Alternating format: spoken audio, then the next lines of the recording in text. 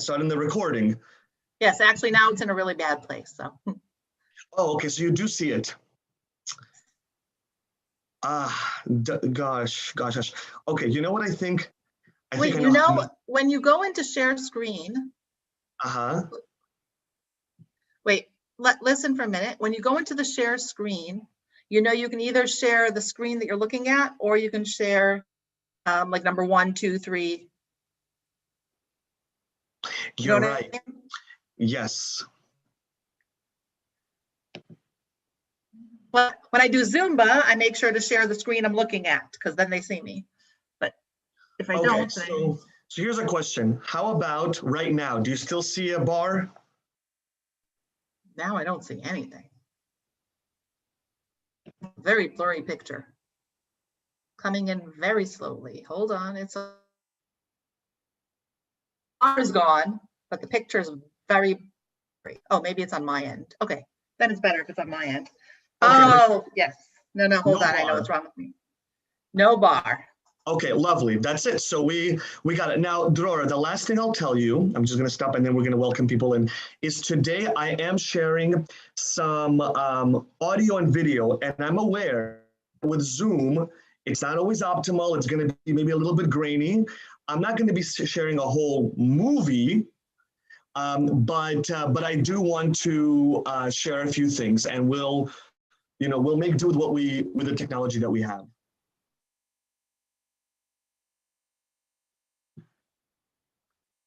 Okay, I think on your end, there is a little bit of a connection issue.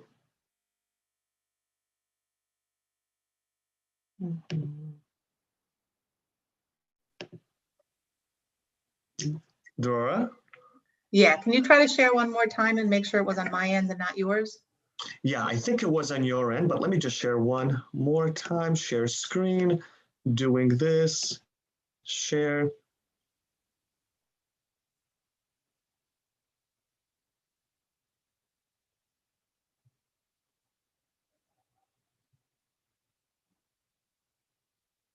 Okay.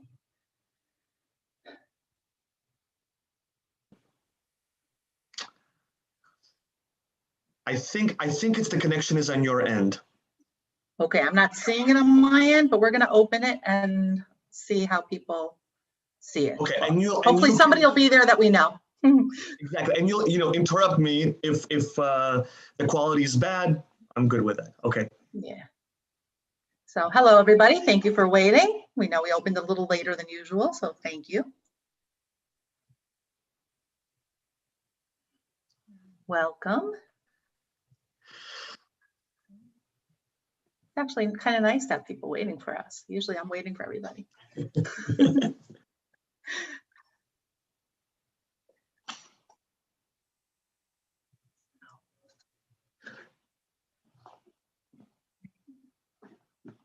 Let's see if you know somebody here. Can you take a look at the participant list, Ruben, and tell me if you know somebody, and then we can ask if they see your screen okay, if you share your screen? Yeah, sure. Who do I know here? Oh, I can ask Froma, actually. Yeah, sure. Froma, do you mind? We're going to share a screen, and can you just put into the chat whether you see it high quality or not? Or anybody can do it, actually. We're going to share the screen. I don't need to know you. Just want to make sure that you see the regular quality. Because I see it somewhat pixely. I just want to make sure. Oh, wait, here's the chat. No, the question is the screen he's sharing. Oh, now I see it well. And everybody sees it well, the screen? Perfect. Okay. Thank you, everybody. Much appreciated. Sorry, we just have to do our tech check sometimes. Yes. So appreciate your help. And I just want to say, we're going to begin it in a second, but I have literally a router and 2 other mini routers in my room, but still sometimes technology is not my best friend. It's out of my control. So if things get a little choppy, Drora will interrupt me. We'll make sure I'll unplug, plug something in. I have this like a mini router, and we'll make sure that we address the issue. But this is part of being adaptable with the with the times. Yeah, and we appreciate your going with the flow, everybody, because it happens. Yeah, mine's hardwired in. I learned that. That's but you never know. Still, it was mine that was messed up before. So. Now, some friends, some folks have been asking about recordings for part one. I already see a question. So, there you go.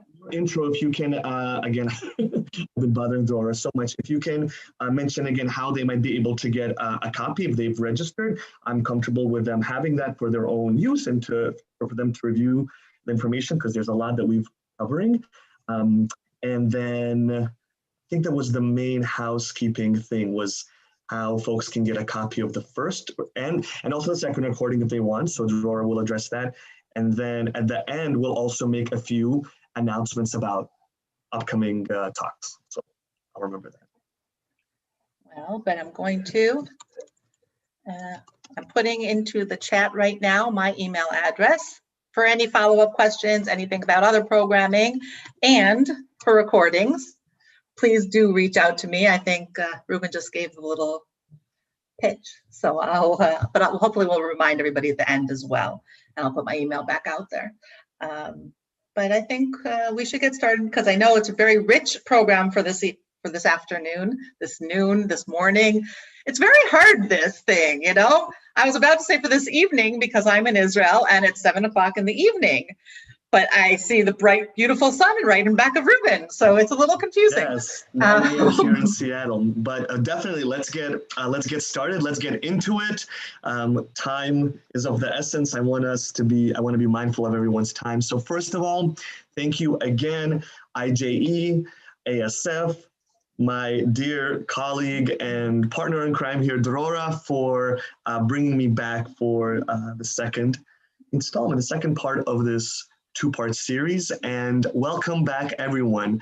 Thank you for joining us again. I like to really acknowledge, particularly in the time that we're in when Zoom exhaustion and Zoom fatigue is very real, I really want to acknowledge and thank everyone for spending their time, for dedicating the time and being here. You could be doing other things, so it really means a lot to me. So thank you. But even before you start, I do want to make sure, since we do have some new people, although now I do want to make sure that we do acknowledge your background. First of all, I have to say that Ruben is running right now the Sephardi House Fellows on campuses. So that's an exciting new thing that we're adding to his bio here. But I'm going to share his bio anyway, just for the newcomers and for those who want to be reminded of how amazing he is. He was born in Uzbekistan, raised in Seattle. He is a Jewish educator, community builder, social entrepreneur, and artist with a passion for Jewish diversity and pluralism. He previously served as Director of Community Engagement and Education at Queens College Hillel, where he had, with his vast portfolio, the unique role of cultivating Sephardi and Mizrahi student life on campus. Currently, in addition to his fellows program, he's the founding executive director of the Sephardic Mizrahi Q Network, a grassroots movement building a supportive, vibrant, and much-needed community for LGBTQ and Sephardi and Mizrahi Jews. He also serves as Vice President of Education and Community Engagement on the Young Leadership Board of the American Sephardi Federation, as well as Director of Educational Experiences and Programming for the Muslim-Jewish Solidarity Committee. I'm going to cut it short there because I could keep going on. We can do a whole nother page, but I think you didn't come to hear me. You came to hear Ruben. So please, I want to remind you that if you have questions for Ruben, put it into the Q&A on the bottom. We will open mics and cameras at the end, but put them in there so you don't forget. And if you have questions for me or any technical things, please put it into the chat. And floor is yours now. Yeah, thank you again, Drora, and again, ASF, IGE, and everybody who is with us today. I appreciate your participation. And so, friends, let me begin. Let me start sharing my screen here.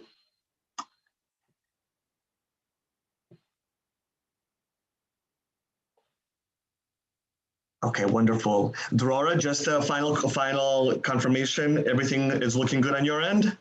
Looks very good, yes. Wonderful.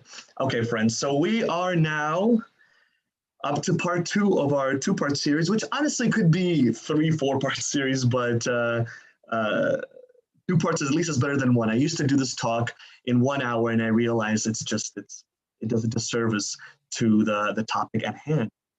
And so just a very quick recap, what did we cover last week and where are we at right now? What point are we at? So last week, we began by discussing some important terms. Sephardi Mizrahi, also another term I forgot to mention here, RSJ, Russian-speaking Jew. And the whole idea behind me introducing these terms was actually to complicate the conversation and to show that these terms are fluid and ever-changing and mean different things to different folks. For the purposes of our discussion, both of these terms, and also RSJ, Russian-speaking Jews, are important because they will allow us to appreciate the complexity of the Central Asian Jewish experience, which is one which is an experience that combines the stories and the histories of Sephardic Jews, Mizrahi Jews, Russian-speaking Jews. And so we began with kind of setting the framework, setting the foundation with these terms and the complexities of the terms. We also spoke about, in general, the urgency in lifting up Jewish histories and cultures and stories that have for far too long been on the margins, on the periphery of our understanding of Jewish community and Jewish life, particularly in the American Jewish context. And so that urgency, the feeling that I have felt growing up of asking myself, where does my story fit into the American Jewish context? And how come I'm not seeing a lot of conversation about it? All of that led me to start giving these talks, both on Bukharian Jews, but also other talks that I give on different communities of the greater, let's say, Middle East, North Africa, West Asia, and Central Asia. And every time when I give these talks and zoom in on a particular community, I also like to acknowledge the way in which it fits into the broader story of the Jewish people. And so we also on what I call the mosaic peoplehood framework, how our exploration of Bukharian Jewish history fits into the bigger saga, the bigger novel of the Jewish story. And it's not separate from that. It's not a footnote. It is part of that story. And so we can hold that diversity and also the unity of Klal Yisrael, of the Jewish people. And a very quick recap of the history that we've already covered. So we started with the Babylonian exiled captivity in 2,600 years ago, which is the beginning of the Bukharian Jewish story, similar to the story of other Jews east of the land of Israel, the Jews of Iran, the Jews of Iraq. The story begins 2,600 years ago. We then spoke about the big chapter that predates Islam in the region, which I call kind of pre-Islamic Iran. And those 1,000 years included many different Persian empires, also actually a Greek empire. During that time, the Talmud is redacted. And we already see during that time in cities like Merv, which is in Turkmenistan, it's a city in Central Asia, we already see evidence of Jewish life over there. There are Hebrew inscriptions that are dated from the 4/500s. The next big chapter that we covered were the Arab conquests and the advent, the expansion of Islam into parts of North Africa, West Asia, and for our purposes, what's most important, into Central Asia. And that happens within essentially a century of the rise of Islam. It already has a strong presence in Central Asia. And during that time, in many ways, a center of Jewish life for Jews around the Jewish world at that time, the hub was in what is present-day Iraq, in the cities of Sur and Pumbedita, in the yeshivot of these Babylonian cities. And the Jews of Central Asia are looking to these centers as centers of authority for the way that they practice their Judaism. Also during this time, new jurisprudential terms and statuses emerge that have an effect and have consequences for Jews of the Islamic world. Terms like Ahl al-Kitab and Dhimmi, right? People of the book, a protected minority, but nevertheless a minority, a group that is to varying degrees second class, while still being protected and under that protection able to flourish to varying degrees throughout the centuries. And then the final big chapter that we touched upon was the revival of then a Persianate culture in Central Asia after the Islamic conquests, and how during that time we again see in the region of Central Asia, we see by the 900s, 1000s, flourishing communities, not just in the cities I mentioned already before, Merv, but cities like Balkh, Khwarezm, and Samarkand. And these are cities that are going to be, I'm going to talk about more so as we move forward in history. And then the final chapter is the Mongol invasion era and the subsequent rise of Turkic cultures in Central Asia. And during that time, what is important in terms of the Jewish story, and we will talk more about this later, is the rise and the kind of flourishing of a rich Judeo-Persian literary tradition. And so, friends, already we can see through what we've covered that this is a region, as I said in the very beginning, when we looked at the geography of Central Asia, it is a region that has been conquered and reconquered many times. And with that, there's a certain level of volatility. But what's amazing is that the Jewish community remained and sustained itself and continued to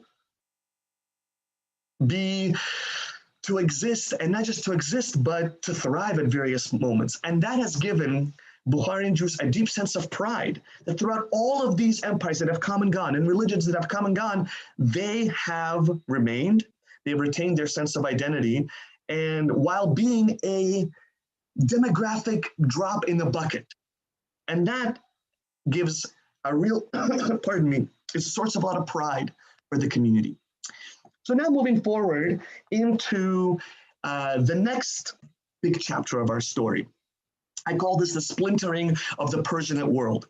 So now we're in the 1500s.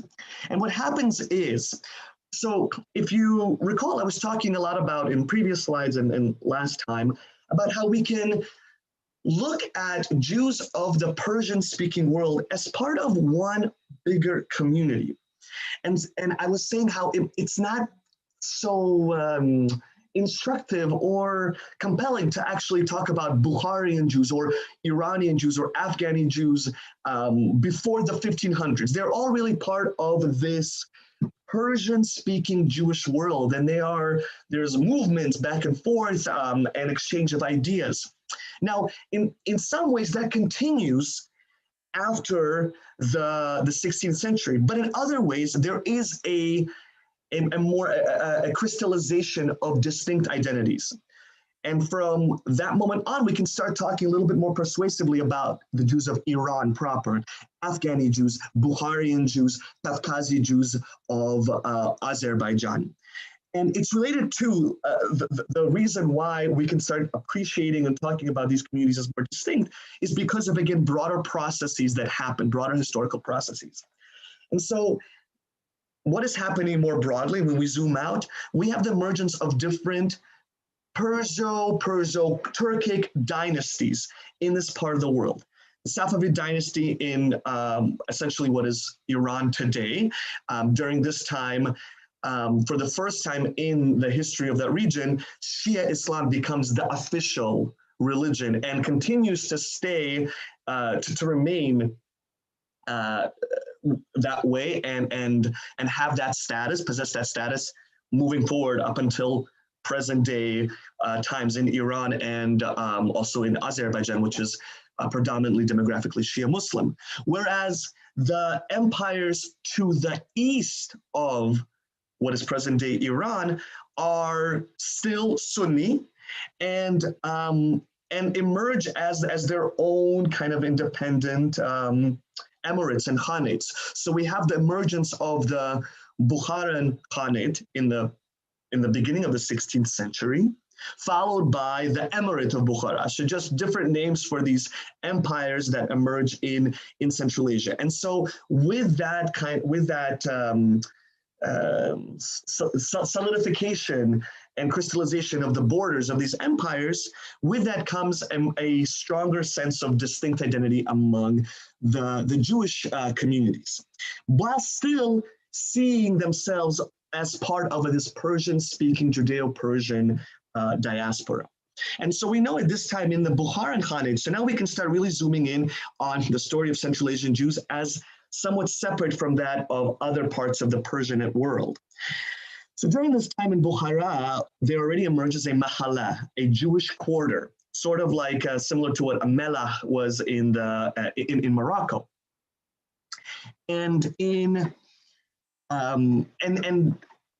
as part of the splintering that we spoke about, with the emergence of the Safavid dynasty in Iran, there are actually Jewish migrants that then joined their co-religionists in what was seen as a more tolerant empire to live in, which was the Bukharian Khanate. So we know that there were waves of Jews that were coming in that time and joining the communities of Bukhara and Samarkand, both of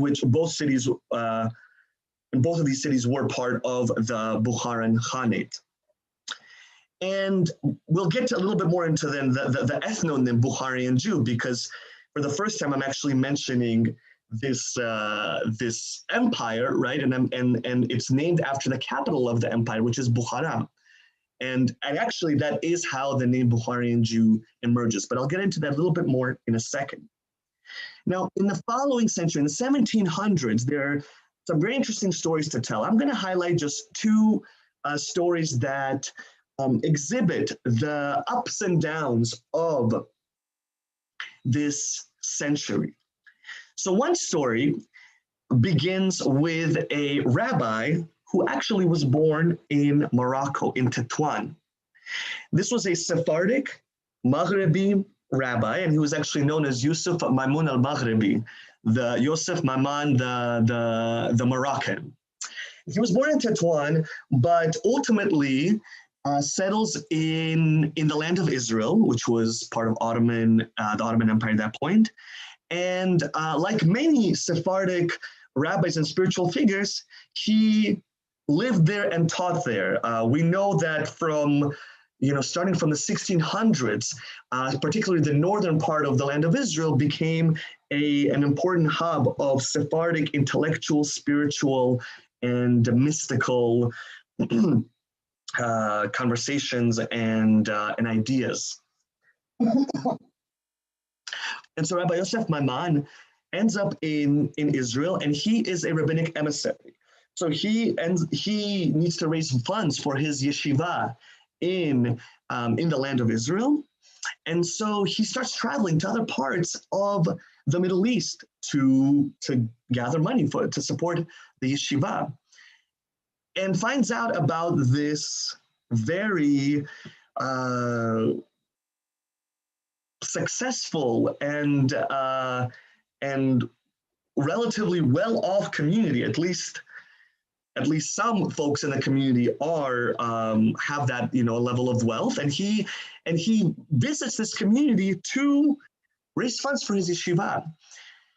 But ultimately, he decides to stay in Bukhara. I didn't mention that's the city that he visits. So think about this story: a rabbi born in Morocco who lives in Ottoman Palestine and then travels through the Middle East and makes his way all the way to Central Asia. Again, this very much challenges the idea of the Bukharian Jewish community living in some silo, separate from the rest of the Jewish world. It's just not true. There were these constant interactions.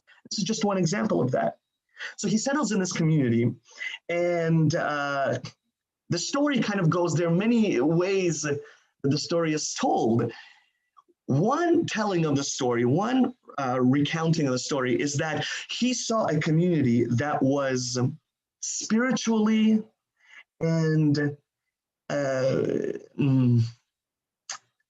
Jewishly, let's say, on a scholarly level, on a spiritual level, on an observance level, were impoverished.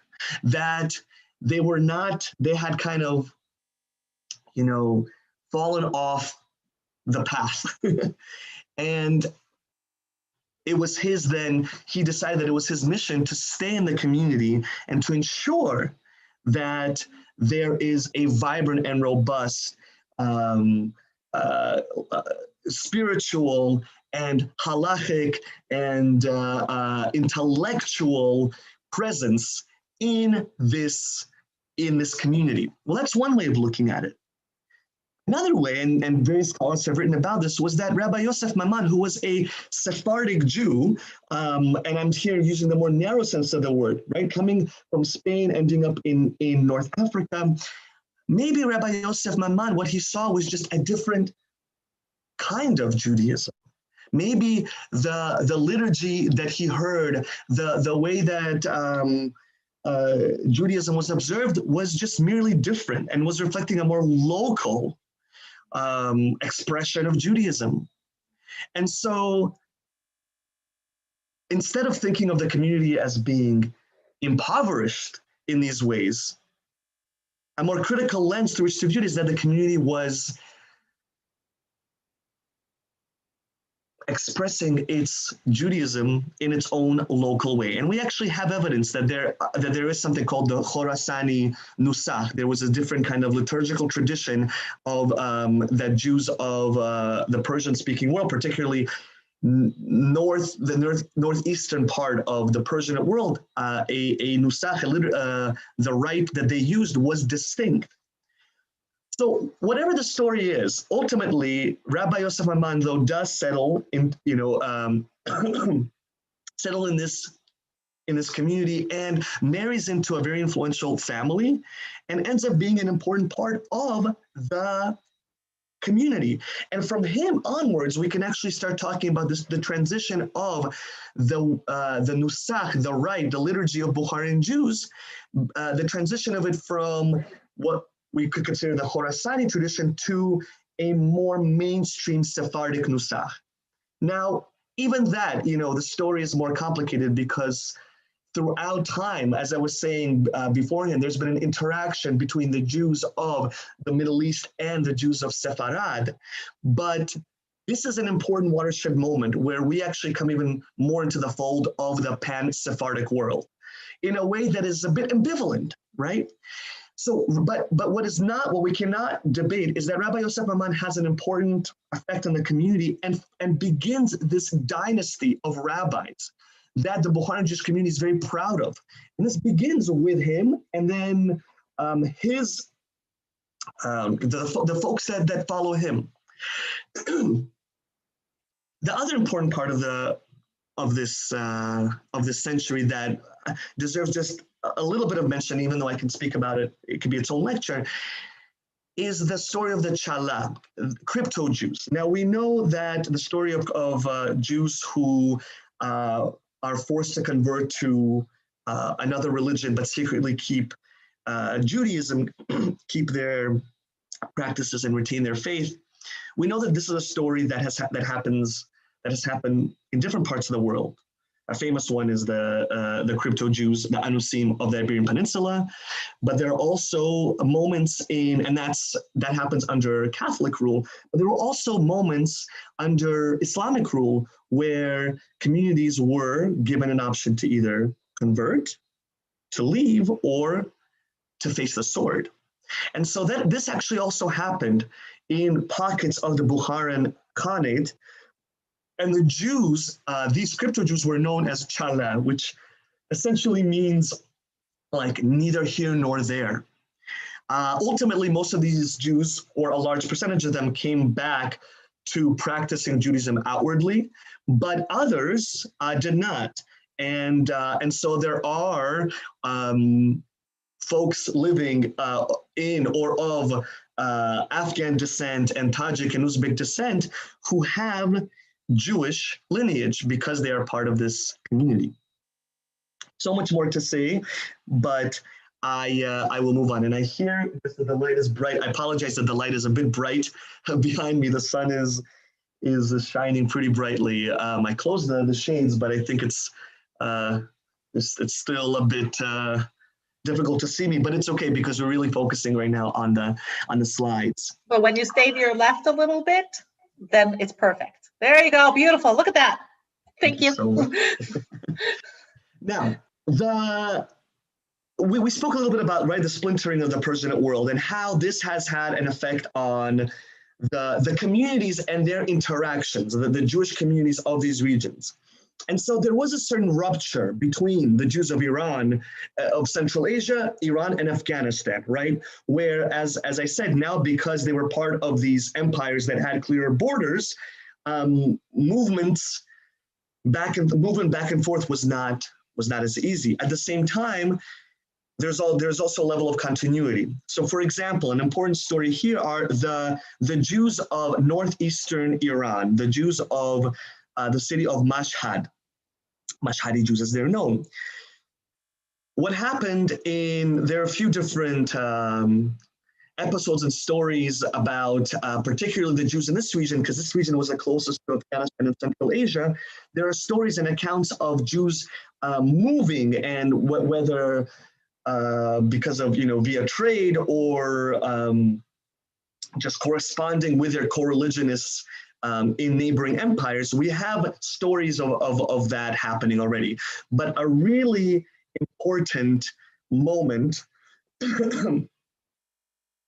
is the Al-Adad, which we can essentially describe as a pogrom. And so this moment of mob violence in the city of Mashhad ultimately leads to the Jews, to many of the Jews, outwardly professing Islam, but secretly observing Judaism. And the bulk of Mashhadi Jews today come from that chapter, from that historical chapter. But then there were also smaller communities that decided to join as refugees, as folks escaping this persecution, joined their co-religionists living in more tolerant parts of the Islamic world and parts of the region that were not so far away. So, for example, Jews from Mashhad fled to Herat, which is just on the other side of Safavid Iran, very close by. And from there went to Bukhara and Samarkand. Others went to Turkmenistan. And so there was this new interaction with the older Jewish communities of Bukhara and Samarkand. And so, friends, what I want to say, when I mention all of this, I know I'm sometimes getting a little bit in the weeds, but it's to again emphasize that the interaction between these different Jewish communities was always there, right? And whether it was a Moroccan Sephardic Jew coming by way of Israel, whether it was Jews coming from more central Iran starting the 1500s because of the emergence of a dynasty that was less tolerant, whether it was Jews later in the mid-1800s escaping persecution and again joining their, not just co-religionists, but their siblings and brothers and sisters who spoke the same language, who spoke Persian. The story is very multifaceted. Now, what's interesting then as we move forward into the late 1800s is there are a few important chapters, but I will again just highlight a couple. And one is related to an actual descendant of Rabbi Yosef Maman, Rabbi Shimon Chacham, a incredibly prolific and influential rabbi in the Bukharian Jewish community. And I would actually argue somebody who needs to have his rightful place in a discussion of Sephardic rabbis more broadly. We need to have more conversations about the Bukharian rabbinic dynasty, and particularly Rabbi Shimon Chacham. So Rabbi Shimon Chacham was born in Bukhara, but he, along with several other, not several, I mean, a relatively small group in comparison to those who were still living in the Bukharan Emirate, but him along with others, other well-to-do, wealthy Bukharian Jews, they come to the land of Israel. And they build ultimately in the second half of the 19th century what is known as Shchunat Bukharin, the Bukharian quarter. And Rabbi Shimon Chacham is in many ways the leader of this movement. There are others as well, but he plays an important role in building this settlement of Bukharian Jews in Jerusalem, just outside the old city. Also, if we're on the topic of Bukharian Jews in Jerusalem at this time, what also developed were these benevolent societies, cultivating, these kind of early Zionistic societies that different communities started, including the Bukharian Jews. And so again, the Bukharian Jewish story is one that transcends boundaries and borders.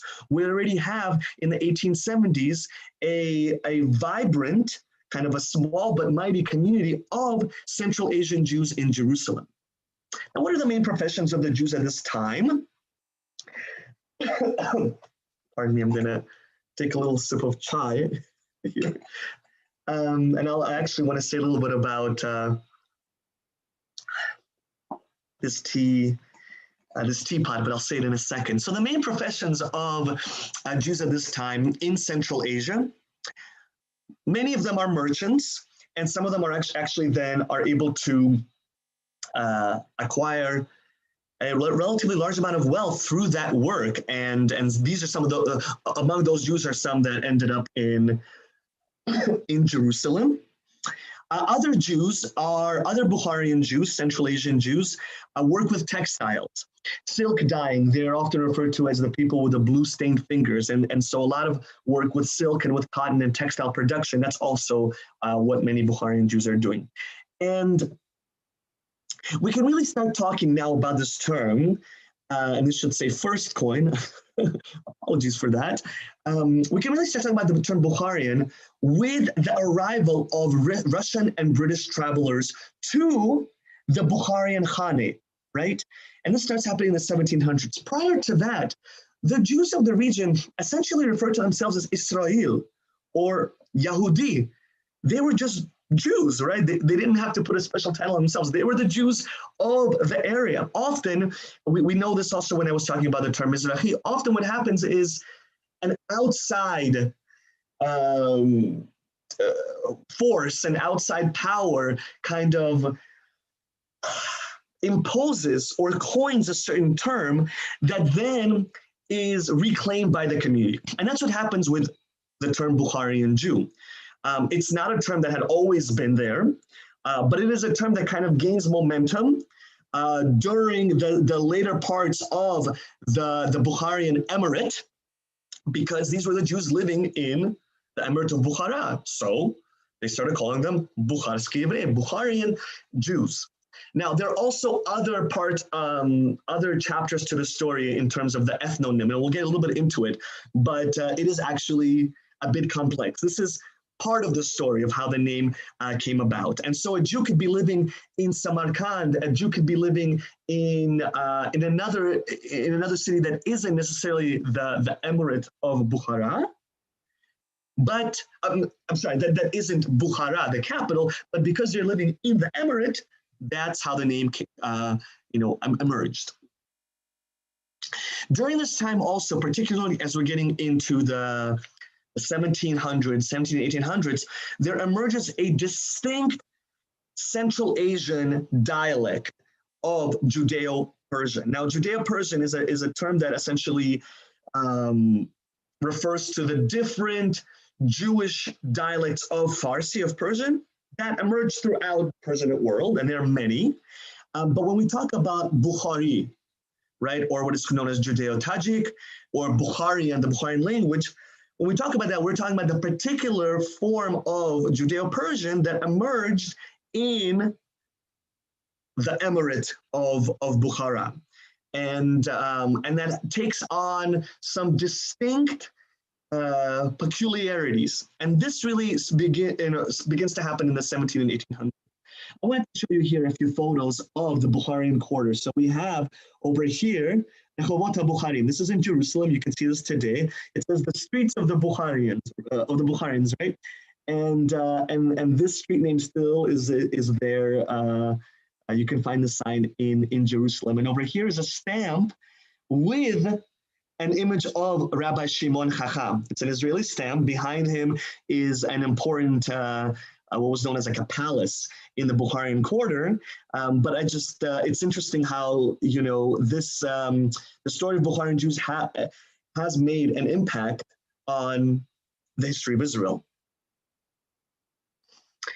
The next big chapter, and again, we can talk about this for a long time, but I'm going to try to just give you a taste of this very important chapter in the Bukharian story. The next big chapter I call the Russian encounter. And actually related to what I was already talking about in terms of the names, right? This conversation, the discourse around what to call the Jews, the native Jews of this region continues as Tsarist Russia conquers parts of Central Asia. This is part of what is of the great game of a kind of a land grab conflict between the British Empire and the Russian Empire to gain a foothold in strategic parts of Asia. Ultimately, the Russian Empire conquers the Caucasus and Central Asia, and the British Empire conquers South Asia. And so during this time, there's this continued conversation from the outside, not among the community. The community knows who they are, but from the outside of how do we refer to these Jews? And so, as I said, internally, we know that the Jews refer to themselves, one way that they refer to themselves as Israel, Israelites, right? Jews. But names like Tuzemne or Местные, which in Russian means native or indigenous, those emerged, and they had different legal statuses. There's a lot we can break down there as well. And without getting into the details, I just want us to appreciate the fact that there was a complexity there and a confusion of what to do in a sense with these subjects of the empire, of the Tsarist empire. Ultimately, another word, a term that was already used a little bit but continued to be used was Bukharsky, right? And it was actually at times used to distinguish between Tuzemne, which were Bukharian Jews living in not the Russian protectorate of the Tsarist, of the Russian Empire, but the Bukharan Emirate, which was now a kind of not a satellite state, I have the word here, like what would I call a protectorate? Exactly, yeah, a protectorate of the Russian Empire. So this word Bukharsky has its own specific status, but ultimately becomes the legal way to refer to all the Jews of the indigenous Jews of the region, particularly during the Soviet Union times. Another word that is used is Sredny Asiatsky, is Central Asian. But after all of that, ultimately, the final term that sticks on paper is the same term that is applied to other Jews of the former Soviet Union. This happens during Soviet times, which is the word Yevrei, right? So like in my identification card, the Pятая графа, like the fifth line for the nationalness, for the ethnicity, it said Yevrei, Jew. But within the community, the term Bukharsky Yevrei, Bukharian Jew, really gained momentum and started to be used and has remained to this day. And this is how we identify ourselves. But I just want us to appreciate kind of the complexity of that story. And so, as I mentioned briefly already, in the second half of the 19th century, the Bukharan Emirate, this region that we were talking about, now becomes a protectorate, a Russian protectorate. So it's semi-independent, but in many ways is now colonized. And certain parts of the emirate actually now become full-fledged parts of the Russian Empire, and that region is known as Russian Turkestan. And we have, and the Jews, the native Jews of the region, again, we could call them now Bukharian Jews, are living in both of these areas. Some of them actually move to Russian Turkestan, and we'll get to that in a second. As I said, this is part of, more broadly speaking, when we zoom out, part of what is referred to as the Great Game, this land grab, conflict and competition between Britain and Russia. Now, what's interesting is actually with Russian colonialism, there is, to a certain extent, an improvement of Bukharian Jewish economic and social status.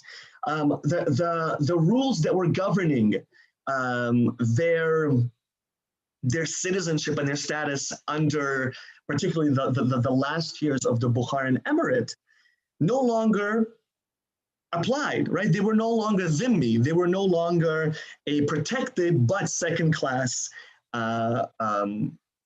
citizen community. And so some Bukharian Jews welcomed the arrival of this new empire, because with that they thought, and actually what ended up happening is there was a level of economic liberation that allowed Bukharian Jewish merchants to travel to different parts of the Russian Empire.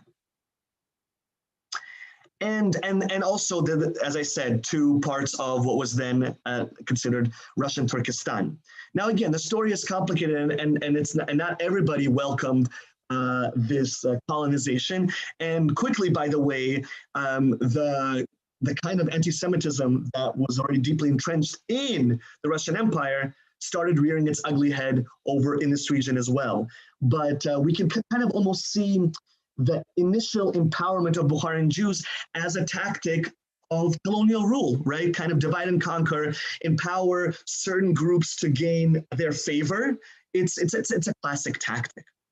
So then the next big chapter, very big chapter, again, we're just gonna touch upon it, is the Soviet experience. Now, there's a lot to say about the ups and downs of Jewish life in general under Soviet rule. And I want to emphasize that, the ups and downs. Historian Zvi Gittleman refers to the nearly 70, pardon me, the nearly 70 years of Soviet rule as a century of ambivalence for Jews.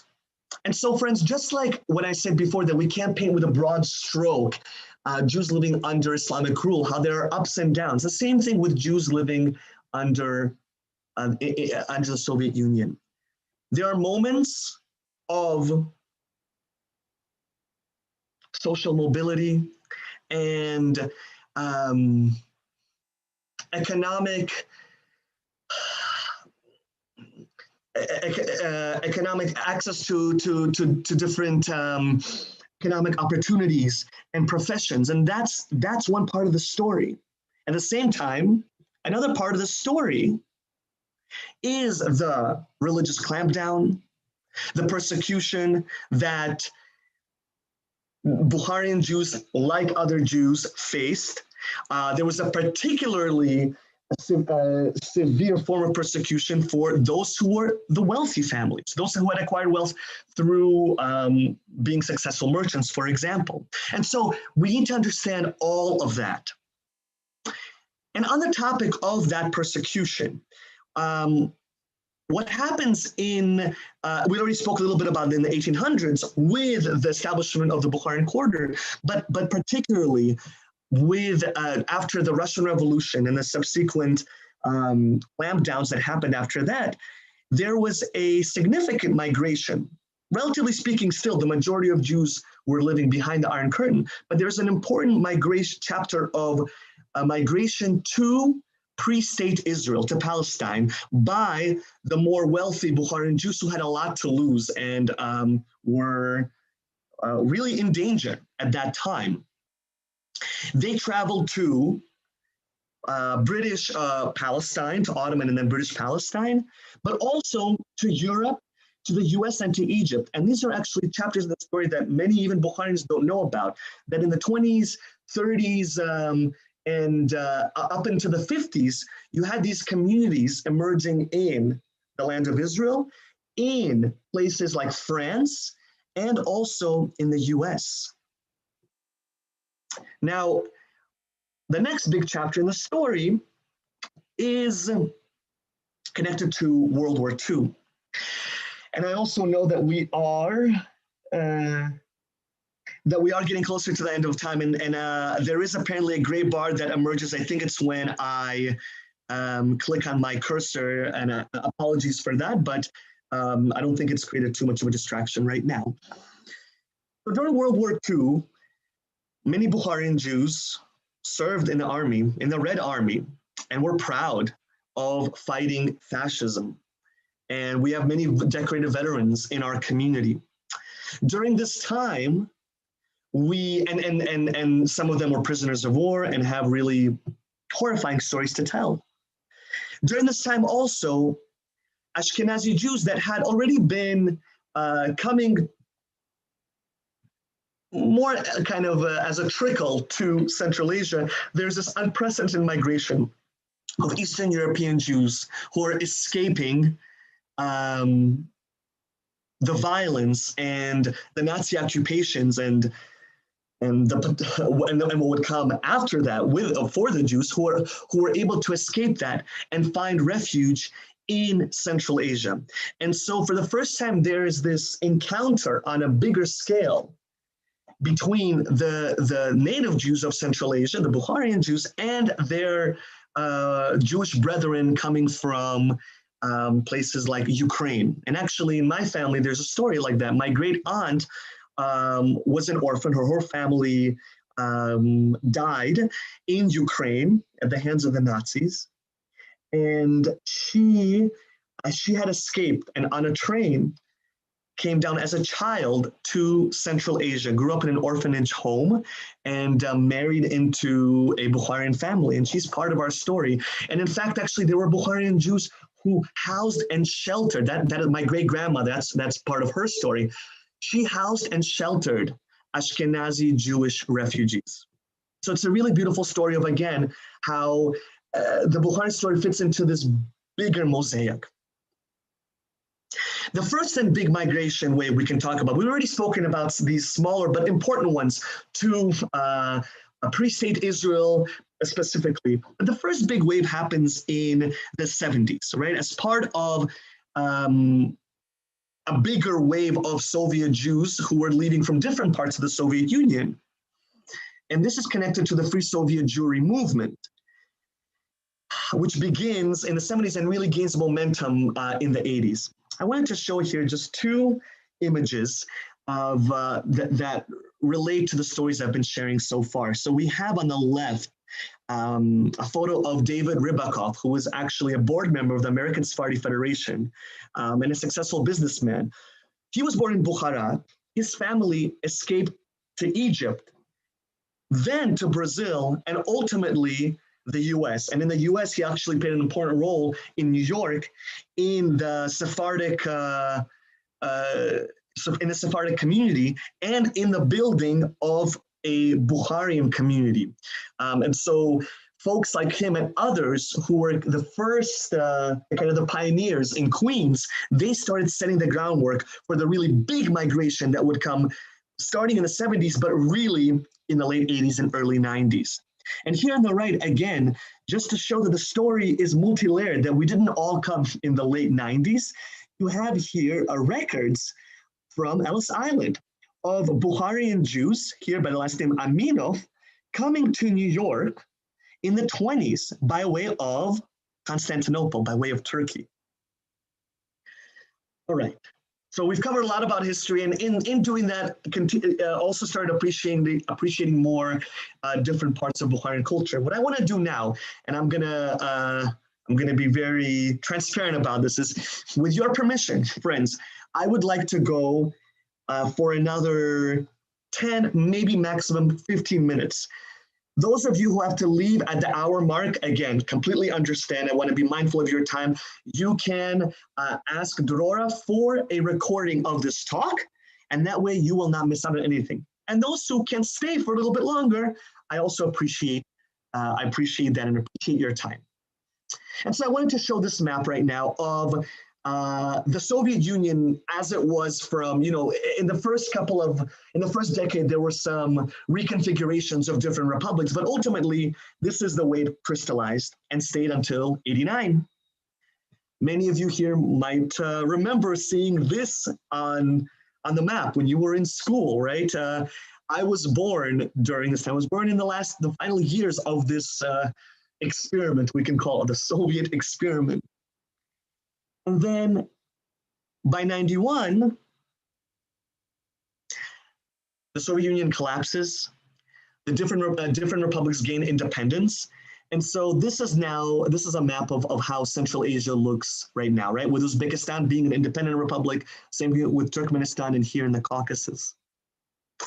And what I will get to in a second, a little bit more of what happens with the collapse of the Soviet Union. But I would like to actually right now take a moment and focus on a few images, because again, photographs and images have a powerful way of telling a story and enhancing the stories that we tell.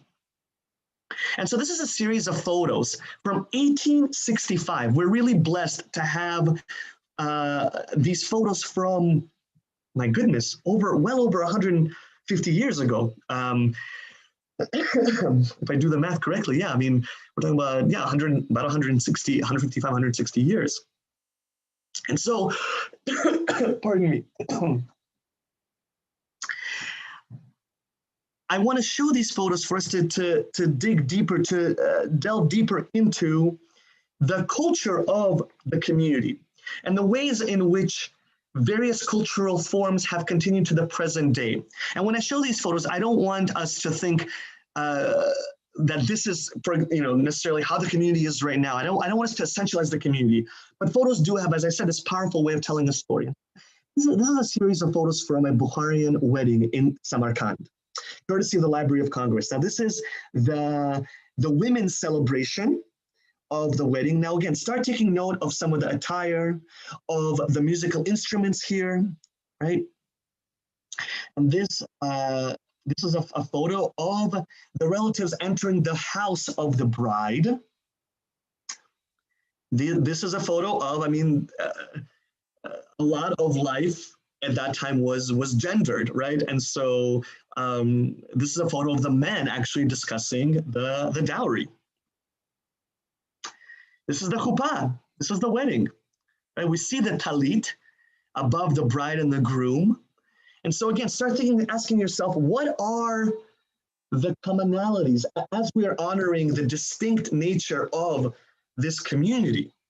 What are also those threads that connect it to the Jewish story at large? A chuppah is one of them. This is actually not a photo of the wedding. This is another ceremony now. Here we see a group of women singing, and one of them is actually holding a frame drum called a doira. And what is this procession? What is this event? It's actually a funeral. And we see the body right here in the middle. And so these are songs that the women are singing in honor of the deceased. Another photo from the same photographer. Again, it's such a blessing that we have these photos. Now, if you were to look at this, you might not even know that this is from Samarkand, right? Because men all over the Jewish world wore talet, wore tefillin. Maybe some of the attire could give you a glimpse, okay, that this is more in Central Asia. But again, it's a fascinating way to appreciate both distinctive parts of this story, but also the ways in which it's connected to the broader Jewish story. Learning also, right? Learning happened throughout the Jewish world. And this is merely one example of that. This is a photo that we actually have in color. It's one of the earlier, this photographer, Mikhailovich Pragutin-Gorsky, pioneered a method of color photography that was really much a pioneering endeavor. And he was actually sent by the Tsar to take different photos of the ethnicities of the empire, right? So it was he was hired to do this, and for maybe who knows what kind of motives, but because of that, we do now have these incredible photos of different ethnic groups, including the Bukharian Jews. And this photo exhibits so beautifully just the bright colors of our community. I mean, this is also exhibited in the kalpok, in the kippah that I'm wearing. These are the clothing that we wore, both men and women, were bright and loud and vivid. And sometimes we forget that when we see black and white photos. This photo I really, really love because we're now fast forwarding to 1935, right? So this is already Soviet times, and particularly at times in the, that were not, that were quite dangerous for Jews, and a time during the Soviet Union that was particularly repressive in terms of religious expression. And what do we have here? We have here women in Bukhara making matzah, right? And perhaps doing this actually very much underground and secretly. Going back to another, here we talked about Pesach. Well, another holiday, Sukkot, is depicted in this photo, again, from 1865, over 150 years ago. Look at how massive the sukkah is.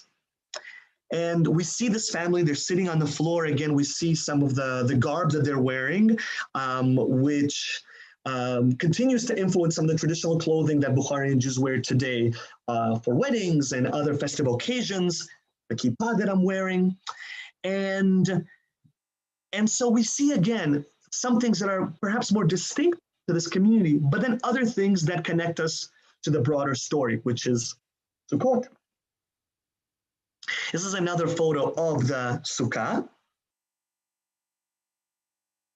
And here's another family celebrating Sukkot a few decades later in Samarkand. Now again, notice the attire, the clothing, the robes, the joma, these are the robes that are worn, the way in which the women are veiling themselves. And this is influence, the clothing is influence. This is again part of that self-other dialectic I was talking about during the first session. It is influenced by the milieu, their surroundings. At the same time, there are certain, throughout the years, there were certain distinctive features to Jewish clothing. Another thing I want to note here is that the sukkah, like the sukkah that I showed over here, what are the walls made of? They're made of textiles, of fabrics, of rugs, right? So again, there's this real deep rootedness in the culture and this connection to the culture and cultures that they are a part of, Bukharian Jews, in which, for example, rugs are very important and are a very much celebrated form of artistic and pardon me, a work of a craft. But they're used for the walls of the sukkah. This young man over here always makes me laugh. Even back then, there was somebody, I don't know, photobombing. And now, friends, we travel to another part of the Bukharian world, again, to appreciate the ways in which Bukharian communities transcended boundaries. And these are Bukharian Jews in the Bukharian quarter in Jerusalem, also celebrating Sukkot in 1900. Now, we see some things that connect to the photos we've already seen. The walls being made of different kind of fabric and rugs and carpets. But the way that I know that this photo was not taken in Bukhara or Samarkand, there's a very immediate way I could tell. This man, he's wearing a fez. Those hats did not make their way to Central Asia. That was an Ottoman an Ottoman hat. That was an Ottoman, part of Ottoman attire. And here's a zoomed out photo of that same family celebrating Sukkot. I love this man over here, this giant man with his lulav, right? It's an incredible photo. On the topic of the Bukharian quarter, I want to show you just a few more photos of this really special part of Jerusalem that still exists to this day, and I encourage folks to visit it when they go to Jerusalem. It's not often, on the itinerary of different tours of Jerusalem, sadly. Also, it is adjacent to Mea Shearim, and so on the surface, one might just pass through it thinking, oh, this is an ultra-Orthodox part of Jerusalem, but you will see by street names and by the architecture that you will see that Bukharian history. And so this is the interior of the old Bukharian synagogue. This is how it was known in the Bukharian quarter. And again, we see the men wearing that same attire, the same garb that we saw in previous slides, the joma, right? These beautiful, colorful robes. This is a photo that I took a couple of years ago when I was in Jerusalem of that same synagogue. Babatama, the bed actually fell off from the sign, but this is the old Bukharian synagogue, and the sign is still there, and it is still an active synagogue. Another part of the Bukharian quarter, the Yehudayev Palace, the Armon in Hebrew, which was this mansion inhabited by the Yehudayev family. Since then, it has had many other different functions, including, I think, it was a bureaucratic building, but the structure still stays, and the architecture was very well known. If you were living in Jerusalem at that time, you knew that the architecture of the Bukharian quarter was distinct. The roads were wider. It was very much known and celebrated by the Bukharian community. Another synagogue here.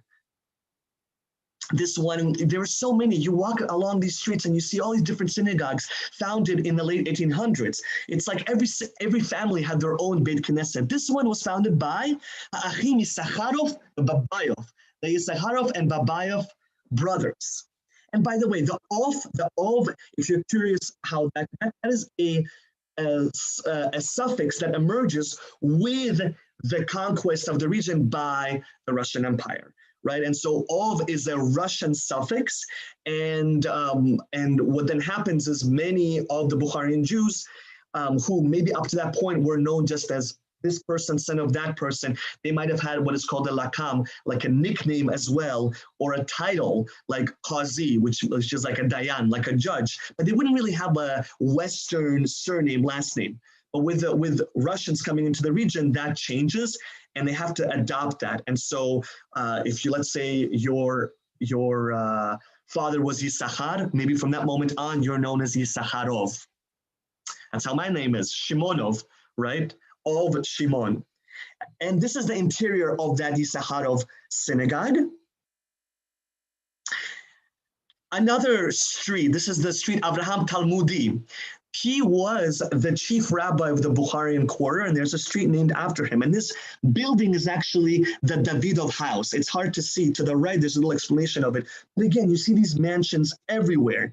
You also, in the Bukharian quarter, there were, what developed was sort of like a pan-Judeo-Persian community. And so you had Jews who were coming from Mashhad, right? Or maybe they were actually coming from Bukhara, but they were the crypto Jews of Mashhad, right? Anusei Mashhad, the crypto Jews of Mashhad, and they have their own synagogues. You have this beautiful house on Yafo Street, one of the main old streets of Jerusalem. That was the Beit Mashiach Borochov, the Mashiach Borochov house. And this was the house of this very successful merchant, Mashiach Borochov. So the history, the Bukharian Jewish history in Jerusalem is very rich, and I want us to get an appreciation of that. Now I want to zoom in a little bit into my own story. So this is a photo of my family. I'm very blessed to have this photo. I get emotional actually sometimes when I talk about it. My grandfather has preserved this beautiful photo that was taken in 1905. And this is the Qazi Zaurov family Kaziev, Zaurov were the two surnames on my maternal grandfather's side. And again, I mean, if we had the time, I would just do a close reading of everything happening in this photo, the different attire, the ways in which even within the photograph, there is diversity, right? Some of the women are fully veiled, just showing their faces. Others, the younger women, are wearing a kalpok, they're wearing a head covering, but some of their hair is showing. And it's not necessarily because they're not married. For example, my great aunt Frejo, she was already married, right? But she is showing some of her hair, right? Some men are wearing the more traditional garb. Others, like my great uncle Ribi, is wearing now more Western garb. We already see the Russian influence. If you look to the right, you see the samovar, right here. And so there's so much to be told with this story, with this photo. And I've already mentioned, or I don't know if I did, but how it's connected to my own story, you know, so I stand on the shoulders of these giants. I love to bring into my talks, I like to invite my ancestors into it, and I love to show photos of my ancestors. This is my great-grandmother, Shoshana, and her sister. And I'm part of that story, right? So to the right is a photo of me. This is in 1989, final years of the Soviet Union. Many of us Soviet Jews have these photos that were taken in studios because I have like a handful of photos from my childhood. We didn't have, you know, Polaroids and cameras like that. So we, you know, a lot of our photos are from, you know, like we're taken in studios. And so I like to show that, to show the way that the story has continued. And I will take just a couple of more minutes, and then I will conclude our talk here. I've actually spoken a good amount about what happens with the collapse of the Soviet Union, and how it leads to this mass migration now. Really, the biggest wave. We've been talking about some of these smaller waves, and they're important too, but the big wave really happens during the final years of the Soviet Union, when there is a sort of like a lifting of the Iron Curtain, and then it really continues in full force with the collapse of the Soviet Union. During that time now, you have Jewish organizations that are able to make their way into places like Uzbekistan. So the Sakhnu, the Jewish Agency, the Joint Distribution Committee, Chabad, now have a presence in Uzbekistan, and summer camps pop up here and there. My sister went to one in the summer before we left in 1992. But there is this mass migration to Israel and the US in particularly, I would say, the early to late 90s. And ultimately, what ends up happening is that the majority of the community, this is where we're at now, the majority of the community goes from being in their ancient place of origin to now having the majority of the community be outside of their millennia-old places of settlement. And so today there are about 250,000 Bukharian Jews. A big chunk of them live in Israel, 125,000. Roughly 75,000 live in the US, primarily in Queens. And so the remaining community, and they're vibrant. They have, this is a really story of a lot of great success. It's a story of immigrant communities continuing to build the kind of networks and institutions that allow for a vibrant continuation of their cultures, of their identities, of their expression of Judaism through synagogues and museums and a Congress. And in Central Asia, the community is dwindling. They say that they're about, the closest, the best approximation is that there are probably about 1,000 Jews left in Uzbekistan, right? So the bulk of the community in a relatively short amount of time went from being predominantly in Central Asia, Uzbekistan, and also parts of Tajikistan, Turkmenistan, to now actually being in a new diaspora. And there have been actually quite a few articles in the National Geographic, New York Times, The Guardian, about this dwindling community. This photo here that I'm showing you, it's really, it gives me goosebumps because it conveys the really difficult moments of that many of us experienced when we left Central Asia and when we had to sell the majority of what we owned, right? We were able to come here with, there were limitations to how much we could bring, what we could bring, the value of what we can bring. And so those final years in the 90s, there was a lot of selling of our goods, of our property. But also there was this deep dream and deep belief in the fact that what we were doing would be opening up new doors for us, that there was really no future left for us in Uzbekistan. And it was those factors that led to the mass migration. Okay, my friends, there is one final thing I just want to show you. I can't show you all of this, but there's one final thing that I want to show you, and it's connected to. It's actually not, I'm going to skip through some of this. I know some of you are probably thinking, what is he doing? There's so much more to cover. And there is, and maybe we'll have a part 3, but that's okay. What I want to show you right now is, for the last minute, is I want us to zoom in for a second on Judeo-Persian literature, because I had spoken about this a lot, and so I promised that we would get a little bit into it. So Judeo-Persian literature is an important part of Bukharian, and I would say Persian Jewish culture in general, that again, sadly gets very little attention, even among Bukharian Jews and Iranian Jews and Jews of Afghanistan. Many of us ourselves don't know the rich and robust tradition, literary tradition that emerged in our community, that very much is again a reflection of this self-other dialectic of being influenced by our surroundings and incorporating those cultural influences into our sense of self, but making those influences distinctly Jewish, right? So it's this simultaneous process of integration and resistance. So we started speaking Farsi, right? Persian was our tongue from back when, from the original pre-Islamic Persian era of the region, but we made it distinctly Jewish by writing it in Hebrew script, right? And what does this connect? You might be thinking right now, Ladino, Judeo-Arabic, Yiddish, it's the same kind of phenomenon. And so again, it connects us to that broader Jewish story. And there's so many incredible Judeo-Persian manuscripts that are found throughout Central Asia and Iran and Afghanistan. And I want to end off by focusing on this one manuscript.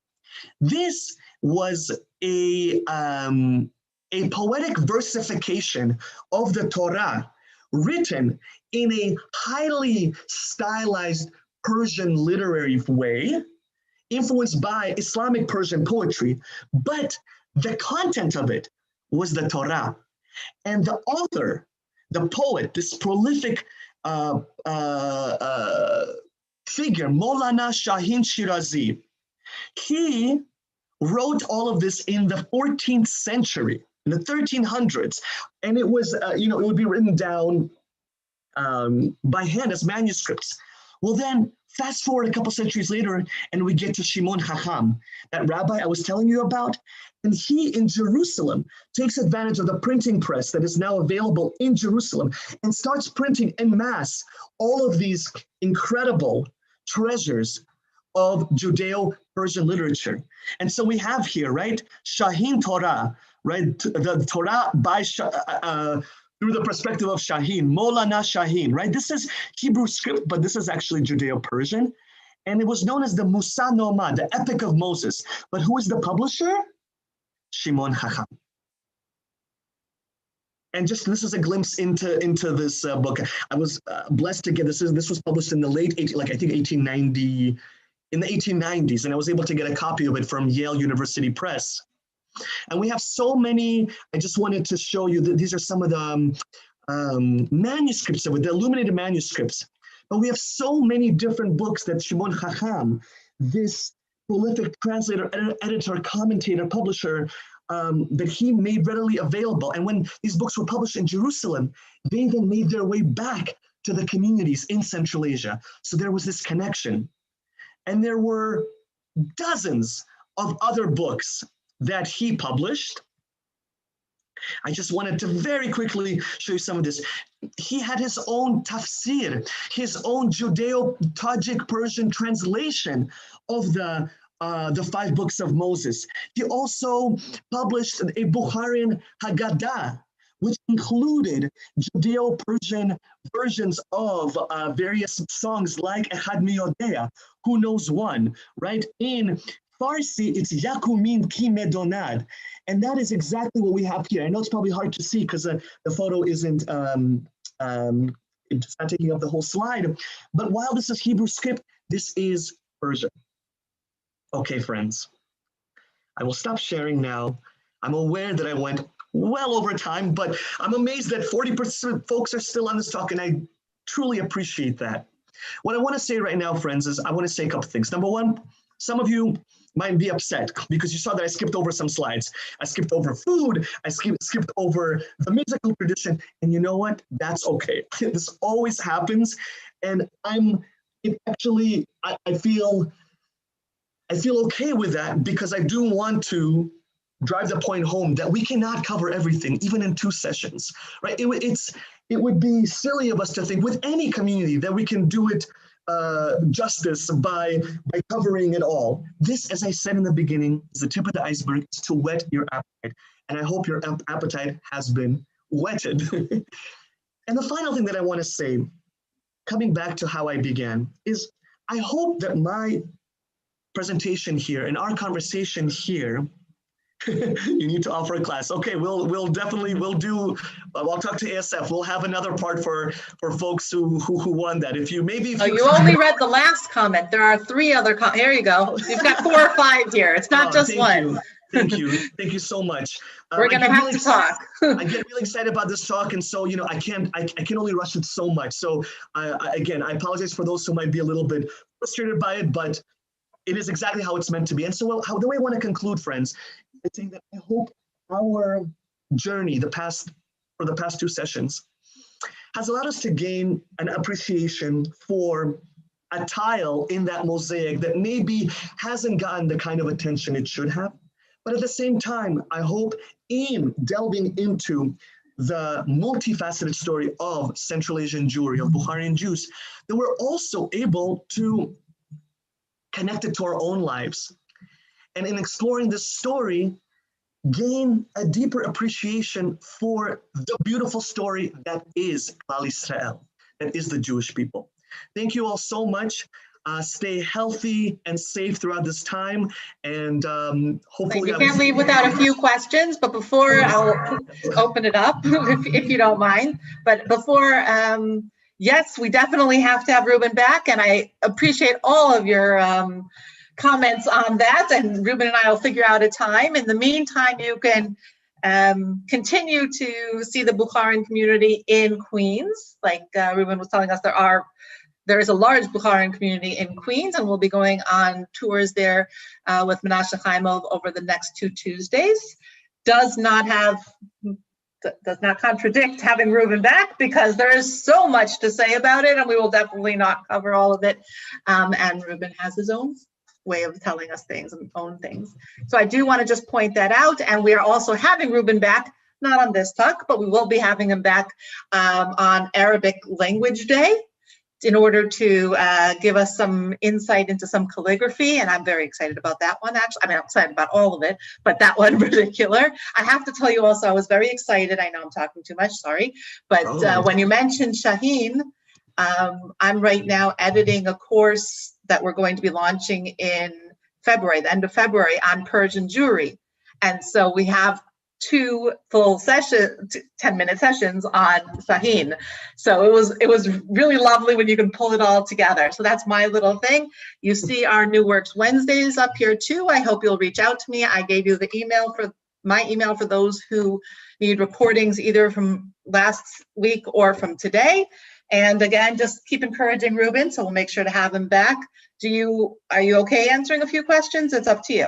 Oh, please, I'm more than okay. I'm here for as long as you'll have me. So let's do 8 minutes. Let's say we'll do the hour and a half fully rounded. Yes, and you pick your questions. You know what? For the future, in the future, I know these sessions will be 90 minutes. So we'll talk about it more, Drora. I just wanted to. You and I, we wanted to be mindful of Zoom exhaustion, and this is all very real, but clearly the demand is here. Okay, wonderful. So I am looking at, should I start with it? Let me look at the Q&A, okay? I'm allowing people to open your microphones and cameras, just so you know. Don't interrupt, please. I'll try to get through as many as I can, and Drora will also include my email in a follow-up email. Please do so, friends. You can reach out to me. You can also find me Facebook if you want. Ruben Shimonov is my name. I think I'm the only one there. And as I said, you can also ask Drora for a copy of the recording. So what degree was the Bukharian Jewish language retained versus the use of Russian language? Very good question. And the story is complicated. Many of us, to a large degree, the Bukharian Jewish community has been Russified linguistically. What that means is that Russian has become a very important language for us because it was the language of education, was the language of, it was the inter-ethnic language also in the Soviet Union, the lingua franca. And so it is not our native language. It is in a way a colonial language, but we speak it fluently. At the same time, a connection to Bukhari, to the Bukharian Judeo-Persian language, is very important to all of us.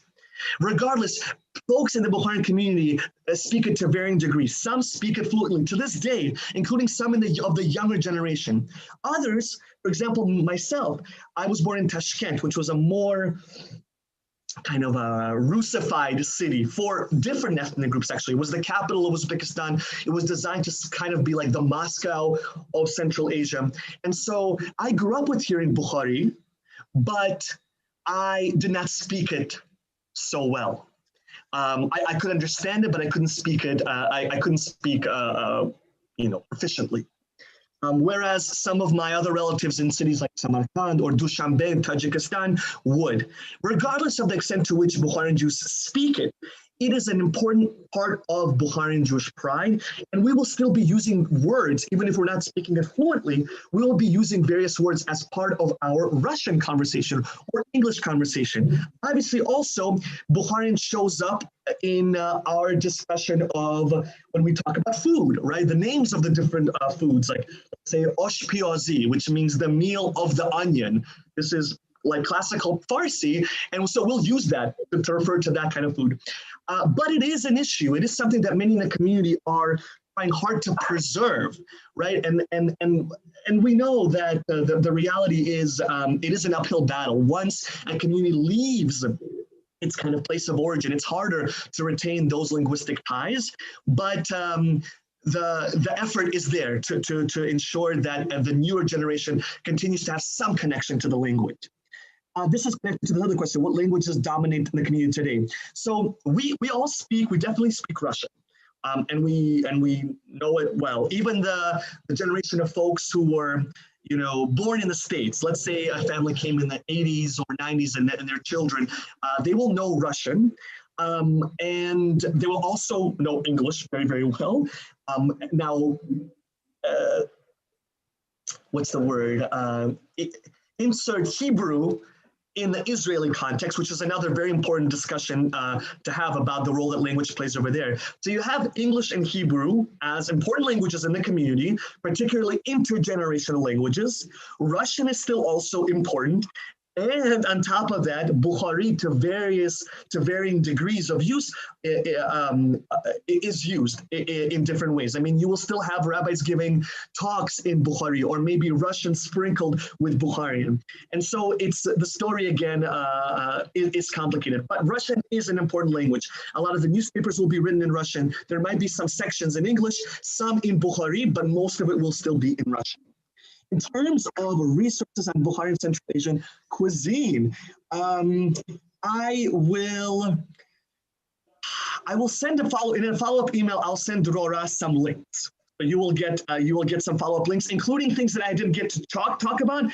It will be included in those links. Links on. Don't send everything. We're going to have you back. So yeah, it won't be everything. just some things on Bukharian classical music and folk music, which includes also shashmatam and Bukharian cuisine. So you'll see some links, but we'll have another part. You're going to talk about the tea kettle. Thank you so much. This is my great-grandmother's Dvora. We also call, she was known as Dora or Dvora. Whew, this is her tea kettle. And again, take a deep breath, because when I bring into the space these kinds of items, it gets me very emotional, because again, it's a way that I'm connecting my story, the story that I've been telling to me, right? The story has continued. It's not some exhibit in a museum. And so I use this all the time. It insulates really well and keeps tea very warm for a very long time. I don't know how it magically does that. And tea culture is very, very important in Central Asia. It is something we share with our Muslim neighbors. It is important in Bukharian Jewish culture, in Uzbek and Tajik Muslim culture, and that is a part of, previous. The way of life of previous generations. It's something that has continued to have a real influence on my life. And I find myself drinking chai tea all the time. And I think what we'll do is, with your permission, we'll collect all the questions from today, and then hopefully you'll be able to address them in the next session. Exactly, that's it. So, Dorota, I will just say the final question, because I saw a couple of people asking it, is about books on Bukharian Jews. Many of the books are written in Russian and Hebrew, so there aren't so many in English. However, in English, there are 2 books I will recommend, and they will actually be in that follow-up document that I will send you. But one of them is by Evan Rapport, and it's about the musical tradition of the Bukharian Jews. He's an incredible ethnomusicologist. And the other one is by Alana Cooper. If you just type in Alana Cooper, Bukharian Jews, it'll come up. You can get it on Amazon. She's an anthropologist, and she also wrote a stellar book on Bukharian Jewish history, and also connecting it to the present state of the community. So those are 2 books that I highly recommend. Thank you so much, and thank you all for coming. And if you have any last things to say, you can say them now, but we're going to end officially at this point. So again, thank you so much. It was well worth, at least from my perspective, well worth the extra half hour. And I see people nodding. Thank you. And we hope to see you again soon. So everybody stay safe, stay healthy, and hope to see you at future events. It was great. Bye-bye. Thank you, everyone. Bye. Thank you, everybody. Thank you so much.